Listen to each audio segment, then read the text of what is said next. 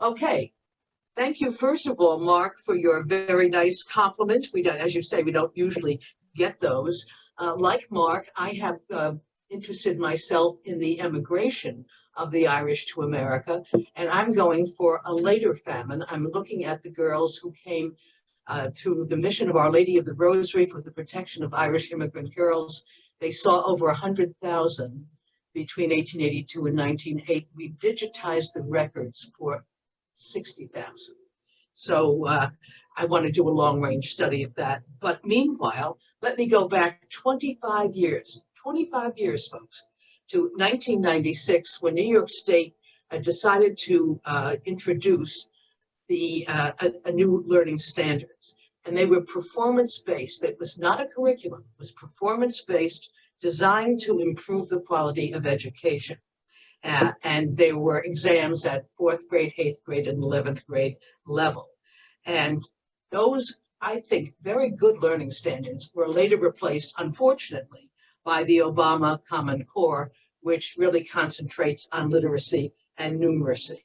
Now, that's 1996, 25 years ago, ladies and gentlemen. The next year, 1997, was the 150th anniversary of the Great Irish Famine.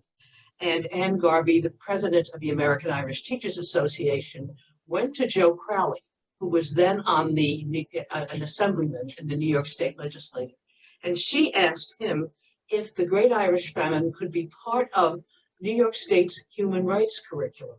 Now, it already had two strands. One strand was African slavery, and the other strand was the European Holocaust. And Joe carried the can to the state legislature, and they were very, very supportive and very agreeable. And they announced that there would be an opportunity for people to submit a curriculum. And Hofstra was selected to do that curriculum, and I was delighted. One of our competitors, and this is important, was a man called James Mullen in New Jersey. And his idea was that he was going to tell students how to use sources to really prove the intentionality on the part of the British government. And we accept the UN definition of genocide as it must have intentionality. And certainly the Holodomor does have that intentionality on the part of Joseph Stalin. So what we proposed to do was to examine sources, have students examine sources, and draw their own conclusions. We were teaching that students to read with understanding, to draw their conclusions based on primary source evidence, and to write with clarity.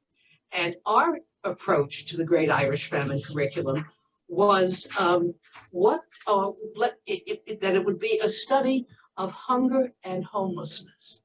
It would be not necessarily intentionality, because famine and hunger are caused, and certainly homelessness caused by other things. But we would look at hunger and homelessness. We said that we would do 25 lessons. In fact, we did 150. This is what we produced. And it's for grades 4 through 12. It's 1,000 pages. And as I say, it is 150 lessons.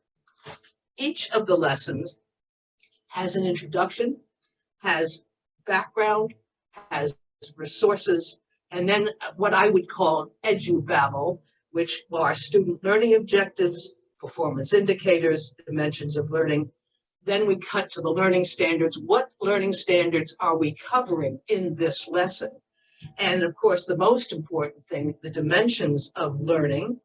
And those, of course, some of those were designed with adjustments for students with different ability. Resources, by the way, we provided all the resources. Everything so that teachers don't have to run around and gather their own stuff. Everything is there. Everything is Xerox, and we got permission from the copyright holders for use in classrooms. You could Xerox it and use it in classrooms. Couldn't sell it, obviously, but you could Xerox it and use it in classrooms. The learning experiences, as I said, assessment options, teacher reflections, and additional learning experiences. Those are the parts of every single 150 lessons. The lessons were field tested all around New York State. They were field tested in urban areas, they were field tested in suburban areas, they were field tested in rural areas in upstate New York. And we were very much helped by our professional associations, the New York State English Council, the New York State Social Studies Council were very, very helpful in doing that. Now, there were four big questions that inform the Great Irish Famine curriculum. The first is Ireland and the world before the Great Irish Famine. The second was the Great Irish Famine an act of nature or a human decision? And of course, that involves the question of genocide, and that raised that very, very important matter. In fact, it got a lot of attention because the British ambassador complained that the then governor, Governor George Pataki, Polish name but Irish mother, said something about the British government pursuing a deliberate campaign to deny food. Tony Blair later, addressing the people of Cork in 1997, the same year that we were starting the famine curriculum, said that it was unconscionable that about 1 million people died while the most powerful nation in the world stood by. And when the Queen visited in 2011, and she began her talk, I won't ever forget this, she began her talk saying, "A cardja," the Irish word friends. She didn't say the usual, ladies and gentlemen, the usual thing that you would say on a state dinner. No, she said, "A cardja, my friends." And then she said things that had been deliberately done badly, or she said she wished they had not been done at all. So those are some of the things that we looked at. Some of the questions, let me just mention the questions here. The big questions: how can a small thing transform the world? How can a small thing transform the world? We would use, for example, we use the example of Rosa Parks and the Montgomery bus boycott. And of course, we use the potato as well. Early on, from the mid-17th century to 1841, the potato being, of course, a cheap food, and it informed the growth, the tremendous population growth in 1841. That was one question. Another question: what does religion play in human history? And apropos of what Mark was talking about, in the United States, there's a very deliberate separation of church and state. You can't teach religion for confessional reasons in the public school, but you can look at the role of religion. And the Great Irish Famine curriculum acknowledges the complex role of religious institutions and behaviors. Look at, for example, what the Quakers did. Technology. The Great Irish Famine really was part of the 19th century industrial development. It supplied workers both in Great Britain and indeed in the United States when they immigrated to the United States. As I say, the famine was an act of, are famines an act of nature, or are they the results of decisions made by people? And we looked at what Thomas Malthus said: famine, the last most dreadful resource of nature, and what it means for us today. Remember, our concern is hunger and homelessness. And we look at it today, and the population exceeds 6 billion, continues to grow. We need new technologies to deal with hunger and new technologies to deal with food sources. I remember Amartya Sen in the 20th century, who won the Nobel Prize for Economics, talked about famines caused not by lack of food, but by lack of access to food. And of course, when we look at the Ukraine, it is the determination by the government that there would not be access to food. The next question, of course, would be what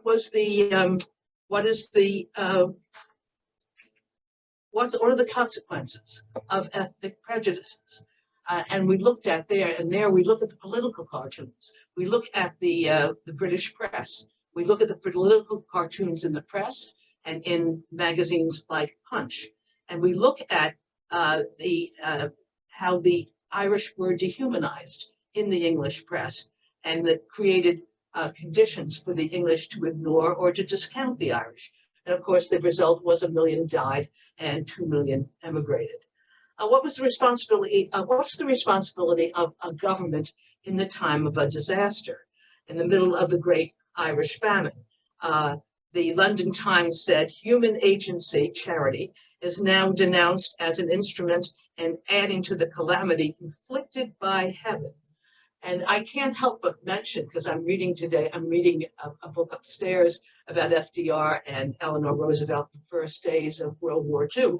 Look what FDR did in the United States in the time of the Great Depression with his New Deal programs. What's the responsibility of the media? The London Times and Punch, as I said, they did cartoons, they demeaned the Irish, and certainly they had one cartoon of the British lion and the Irish monkey.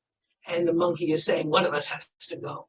On the other hand, you have something like the Illustrated London News, which is a very, very important source, which sent its artists and its correspondents to areas of greatest need during the famine. We know about Skibbereen, for example, through the Irish London News. What are the responsibilities of individuals when faced with an injustice or a calamity?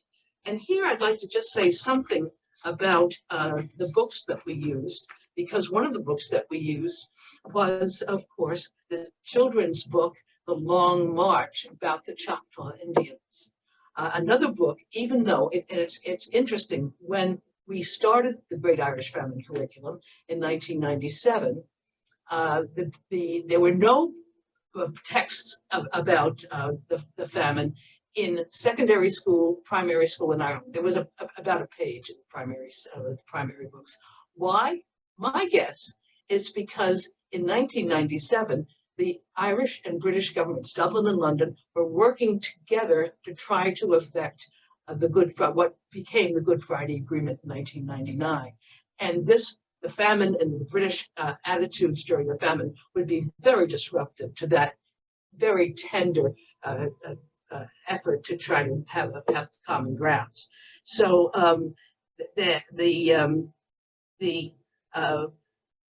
so as a result, we had students claim that they read Under the Hawthorn Tree, and in fact the whole trilogy. They read The Long March. When I teach the Great Irish Famine, as I did for many years at Hofstra, I use Joe O'Connor's Star of the Sea. What books did I use? I used I made great use of Noel Cassan's Book of Documents, The Irish Famine, A Documentary History. Very, very important because it provided the basic documents that we used. I would use anything by Jim Donnelly, Christine Keneally, Cormac O'Grotha. I have great time for Emily Mark Fitzgerald, who was here and I'm glad to leave.